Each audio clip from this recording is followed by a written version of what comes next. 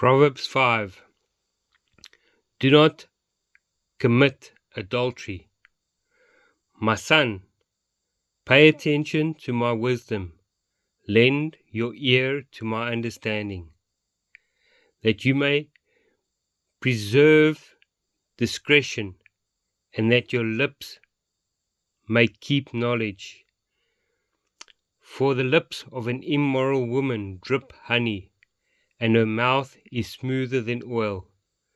But in the end she is bitter as wormwood, sharp as a two-edged sword. Her feet go down to death, her steps lay hold of hell. Lest you ponder her path of life, her ways are unstable.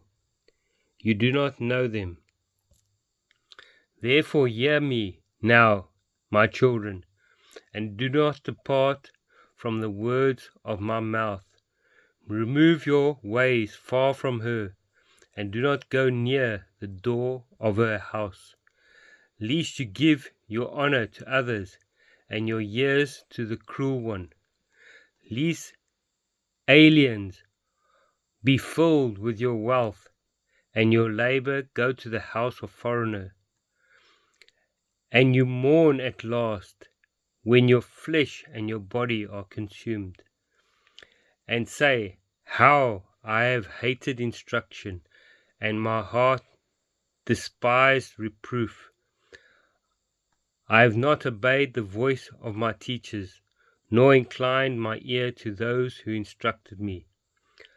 I was on the verge of total ruin, in the midst of the congregation and assembly. Do be faithful to your spouse. Drink water from your own cistern, and running water from your own well. Should your fountains be dispersed abroad, streams of water in the streets, let them be only your own, and not for strangers with you. Let your fountain be blessed, and rejoice with the wife of your youth.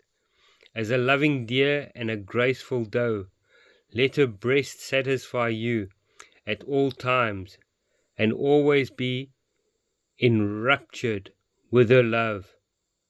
For why should you, my son, be enraptured by an immoral woman, and be embraced in the arms of a seductress?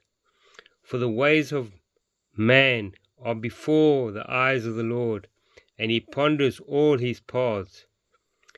His own iniquities entrap the wicked man, and he is caught in the cords of his sin. He shall die for lack of instruction, and in the greatness of his folly he shall go astray.